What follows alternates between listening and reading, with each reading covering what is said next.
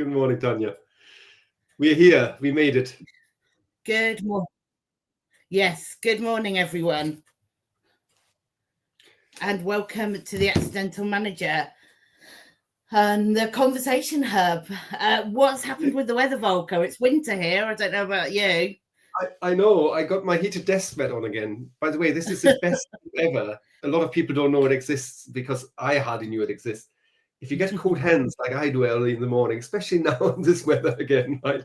Yeah. Get a heated desk mat, 30 quid, won't break the bank, and you get warm hands all day long, and you don't even need a heater. I didn't need a heater in the winter because it kind of heats my desk as well, and the heat kind of goes down and, you know, gets my knees warm as well.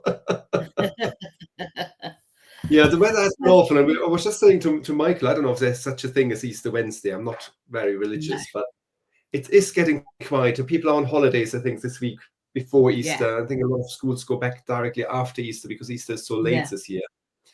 But nevertheless, we are here. We're sharing our knowledge about the Accidental Manager. Let's talk about what an accidental manager is then, Volker. And I'd love you to have your thoughts. I mean, I've looked at some stats, and I was surprised at actually how I was surprised and not surprised. The CMI did a recent survey for 4,500 managers and found out that 82% of those managers were accidental managers. 82%. I knew it would be high, but I didn't think it would be quite as high as that. So, Volker, it'd be great to understand from you what an accidental manager is. To be honest, 82% for that sounds very high. So what is an accidental manager? So in my opinion, an accidental manager is, as the name kind of gives it away, right? Yeah. A manager, someone who was promoted because there was a position, and not necessarily because that person wanted to become a manager, but also there was no one else. So, we just make that person a manager.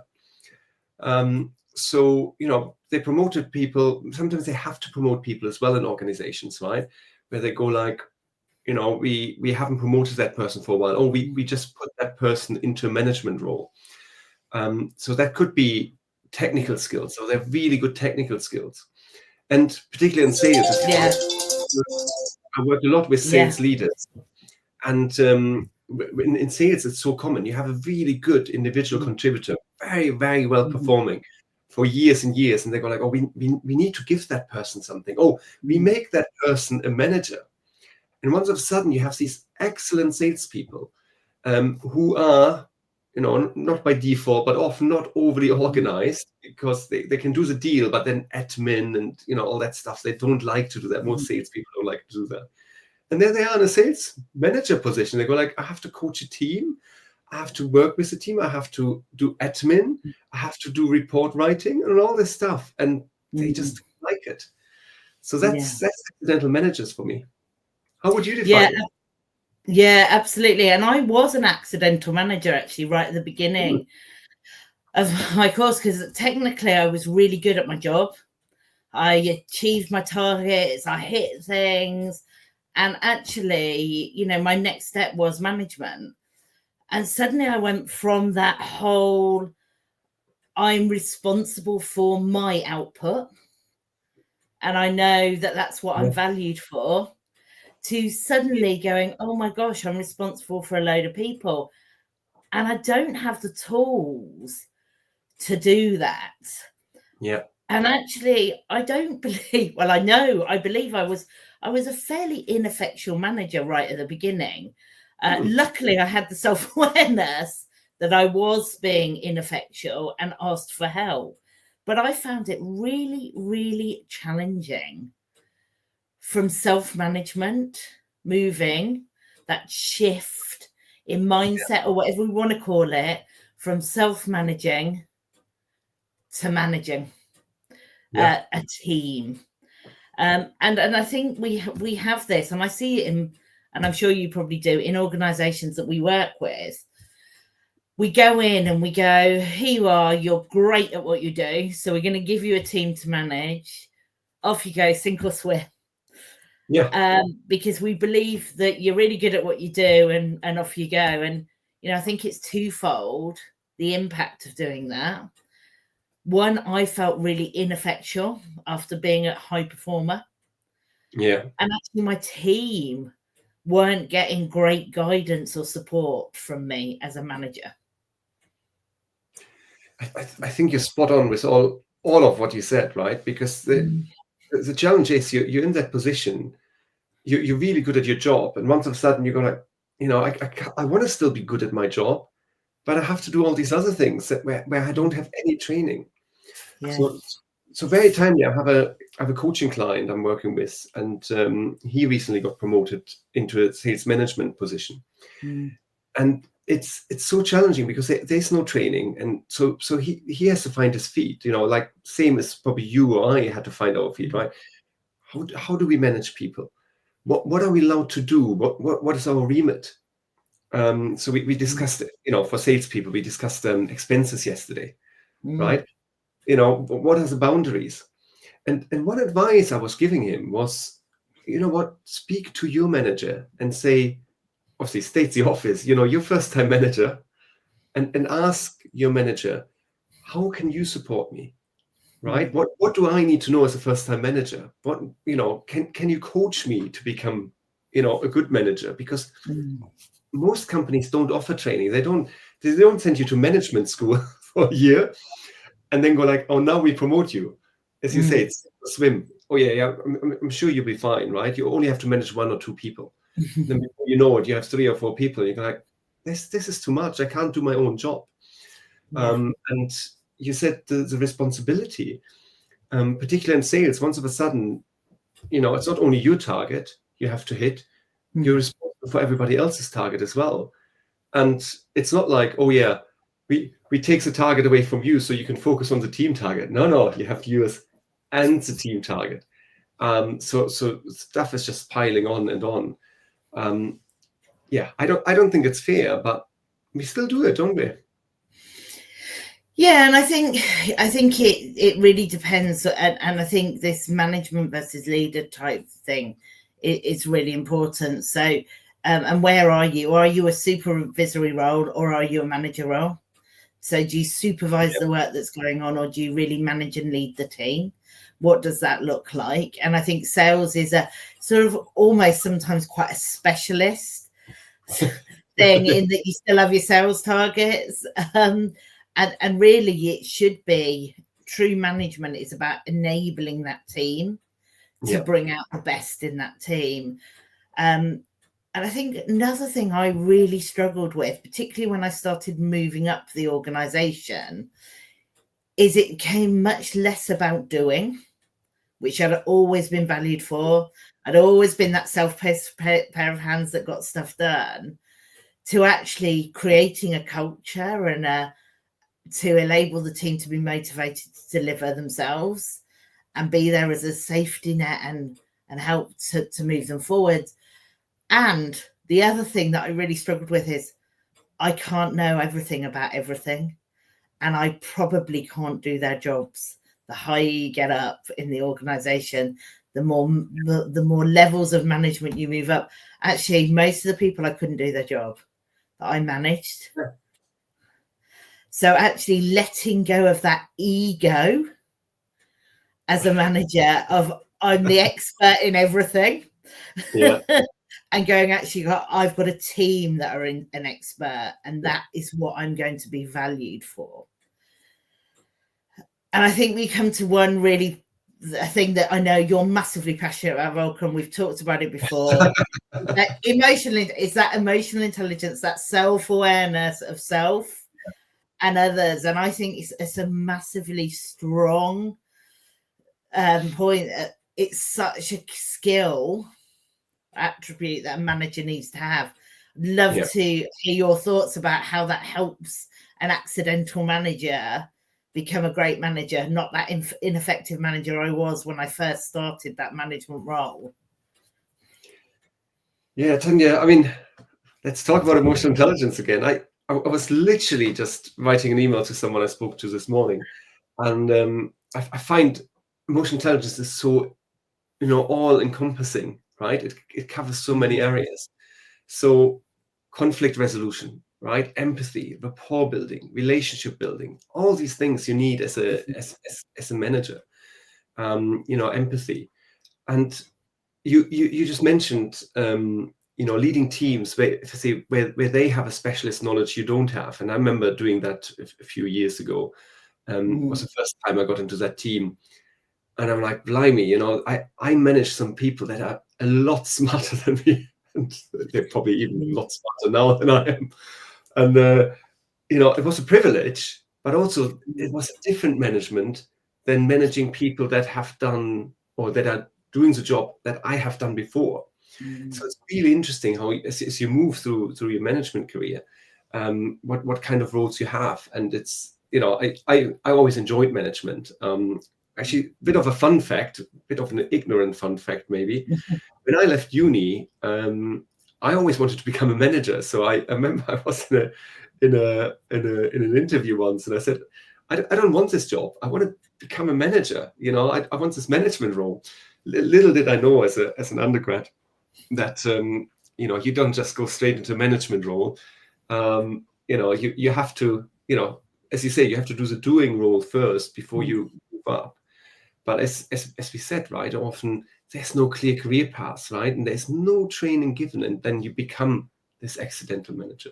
Yeah. So emotional intelligence, communication, right? Coaching skills as well, right? Coaching your staff rather than telling them what to do. The old micromanager in the office. You don't want to be that person, right? Yeah. And that rescuer, do you know what? It's that rescuer sometimes we have inside us is, gosh, I'm just going to rescue someone. You take away any feeling of power as soon as you rescue someone. And there's always occasions where you need to rescue rather than coach.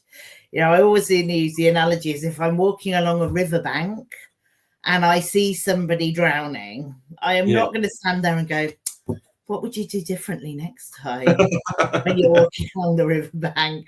I'm going to throw them the life buoy to rescue them. Or we may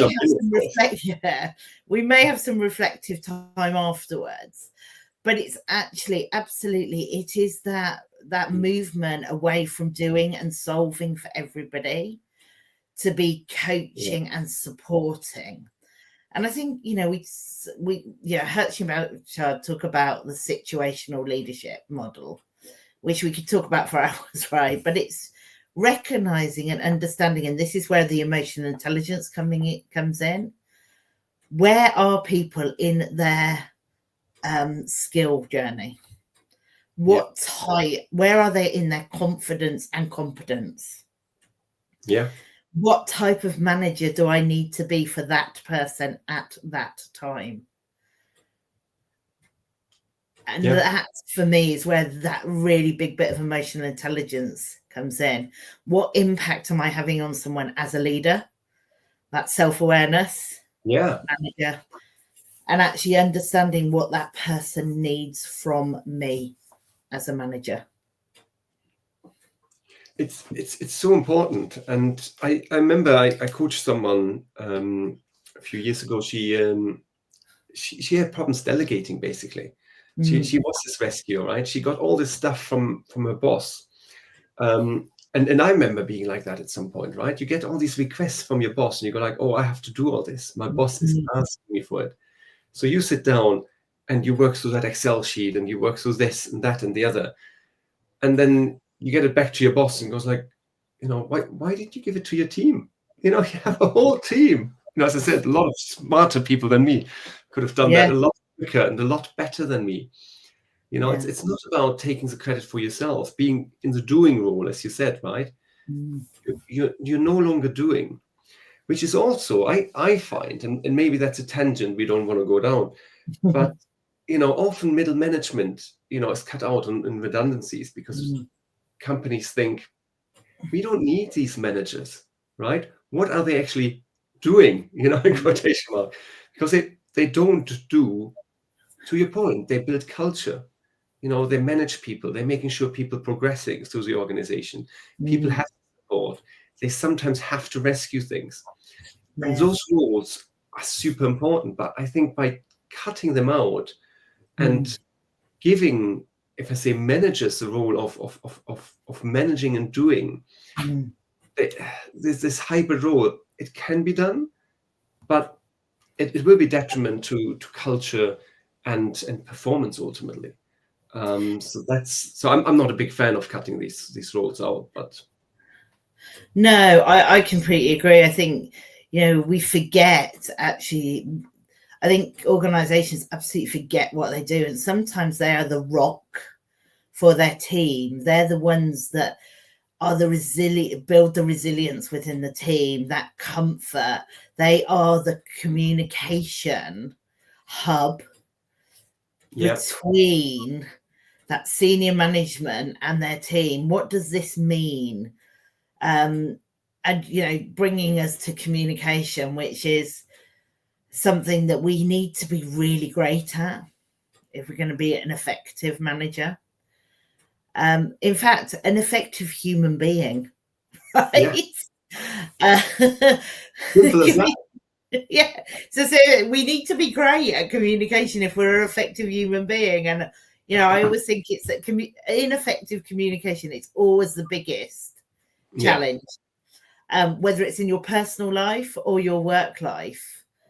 And we talk about effective communication. It's not all about that adroitly broadcasting, that telling that you talked about earlier. It's also that active listening, understanding what people are saying, what words are coming out of their mouth, but also how they're saying it, the tone. We all know that when we ask someone if they're fine, how are you? I'm fine. I'm fine. Yeah. Just that intonation can tell you a lot. So tuning in to that from a communication style, so important for a manager. I mean, I know it's a buzzword that has been overused, but it's still an important buzzword. Psychological safety, right? Huge. Creating that space where people are happy to open up, where your team is happy to go, actually, I have a problem. I'm overworked, or I can't keep up with my work, or I have a personal problem. I'm not able to give 100% at work. I can stay afloat, but I can't go beyond for the next few weeks because whatever happened. And being able to manage that as well, right? And having it all inclusive. I know our big brother country over in the States is against DEI, right? A huge part of management as well, getting everyone involved, right? Whether people might have, let's say, hidden disabilities, so things like ADHD, neurodiversity, right? And getting everyone in the team, to a level as well, right? Where they all function together and really, really work. Huge part of management. And again, no one teaches you that, right? My first management role, I was trying to think in preparation here. I always went in my first ever job. I tried to get a management role, and they were just people that have been there longer. E.g., they would be promoted first. It doesn't make people better managers, right? Again, just because you have been longer in an organization. But remember, my first management role was managing one person, and that was great, right? Because we got along well. It was actually remote management as well, right? And we're going back a few years now. We're going almost 20 years back now. And, and it was good for me to learn, right? But, other people, so you have been an accidental manager yourself, you were saying, right? And you're running jobs around that as well. Yeah, no, I was an accidental manager, and actually I was aware, and I struggled, and I had a great leader who I could go to and say, I'm really struggling with this.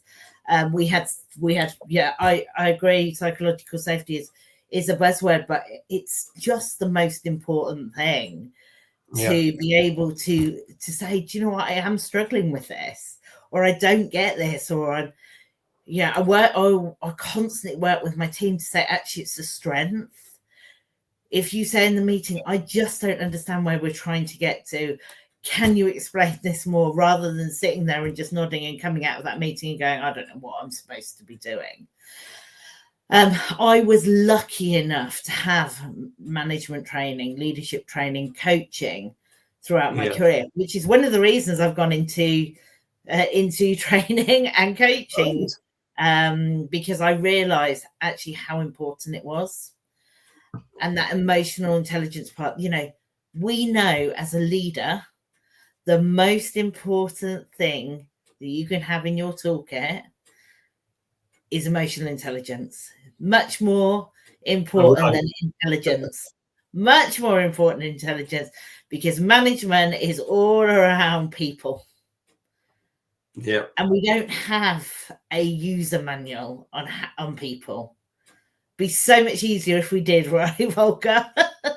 It would be great, right? But yeah, it is. I mean, again, I don't want to hammer down the whole emotional intelligence. And we've done a whole episode, but it gives you the skills. It gives you all the skills you need to be a good manager, to be a good leader, to be a good coach as well, right? As a coach, someone, I'm sure I read that somewhere the other day, where someone was saying essentially coaching is applied emotional intelligence, and it's not wrong, right? It's understanding, it's actively listening, it's giving someone a space to if I say, to create and grow.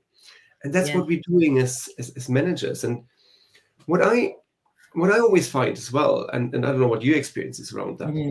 And if I say, I almost find it worse with sales leaders. There isn't enough coaching going on. Sales leaders and sales managers should coach their team, but they often don't have the time, right? They end up with 4, 5, 6 reports, own pipeline, as I said earlier. So they're running out of time to properly coach their team. Even if they have time to coach their own team, they don't get enough coaching from their bosses, right? Which, of course, gives us a job, right, to go in. And then when we look at executives, they often don't have anyone to talk to, which, in my opinion, makes executive coaching so important, because, they're sitting there managing, if I say, a whole organization, right?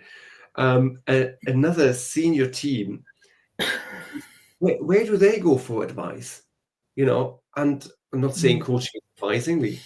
That would be another good episode, actually. But where do they go as a sounding board, and getting their outlet, if you like, and being coached in terms of what they need to do. Obviously, as I say, gives us a job. So shameless plug here. But that's where I think organizations just fall down, because they go, we don't really need that. Or just cut on the coaching, right? We don't need that. But I mean, I do a lot of work around authentic leadership, and I write a lot about that. And for me, I mean, I don't know, it's for you as well, it's for so many people, but we're all humans, right? It's all humans we're working with, and we often forget that. It's not all about numbers. It's about creating this culture and having fun working, and then taking off like a rocket, rather than what's numbers, structure here, you have to do that and the other. Let's be human about it, and then companies will flourish. Strong believer. Yeah, and I think, I'm conscious we're coming to the end of the half hour. This is the full circle thing, actually. We have to create time to develop. Otherwise, we become ineffectual managers, which impact both us and our self-value and our self-worth. But it also impacts our team. And we know people within the team, if you're more likely to lose someone because of the manager rather than the role they're doing. So, as I think you mentioned earlier really well, we as managers need emotional intelligence. We need great, effective communication skills, building a coaching rather than telling culture, being the rock, the resilience, the decision-making in uncertainty.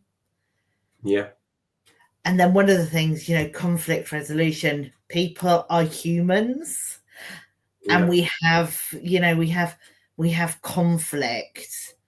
So being there to harness good conflict of ideas, you talked about it, diversity of thoughts, but also ensuring we can all work together in an effective way. I'd love to hear your last thoughts on accidental manager before we close off, Volker. Yeah, I think maybe my final thought is around, leadership is a skill, right?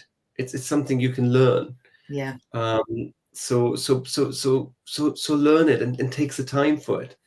Again, very timely this morning, I had a discussion on LinkedIn with someone who says you need to rest. When your battery is down 5%, you recharge it, right? When you are not feeling 100%, you need to recharge. Yeah.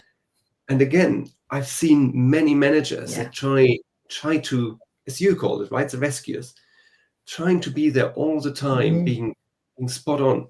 And sometimes you just have to take a step back and go like, yes, I'm a manager, I'm a leader, I need to set examples, but I'm also need to take a step back because it's getting too much.